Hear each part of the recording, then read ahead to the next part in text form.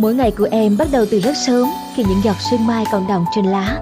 Em nhẹ nhàng làm cỏ, vuông xới từng gốc cây, tỉ mỉ cấy ghép để tạo ra những cây giống khỏe mạnh nhất. Với em, mỗi cây tùng không chỉ là một loài cây, mà còn là một tác phẩm nghệ thuật, một biểu tượng của sự trường thọ, may mắn, phúc lộc. Em hiểu rằng việc chăm sóc cây tùng đòi hỏi sự tận tâm và kiên nhẫn. Vì vậy, chúng em luôn sẵn sàng đồng hành, chia sẻ tận tình cùng quý anh chị đam mê.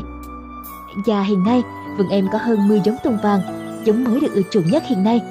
Với sắc vàng rực rỡ của những chiếc lá lộc non, màu vàng không chỉ mang lại vẻ đẹp nổi bật, mà còn được tin rằng có khả năng kích hoạt tài lộc, mang lại sự thịnh vượng và may mắn cho gia đình. Hãy đến với nhà vườn chúng em để tìm hiểu và sưu tầm những loại giống tùng mới và quý hiếm với giá ưu đãi, đồng thời trải nghiệm dịch vụ chăm sóc khách hàng tận tâm của nhà vườn bên em. Em xin chào và chúc anh chị có một ngày làm việc vui vẻ nha. Đừng quên cho em xin một lượt follow và nút chia sẻ khi thấy video hữu ích nha. Em cảm ơn anh chị nhiều.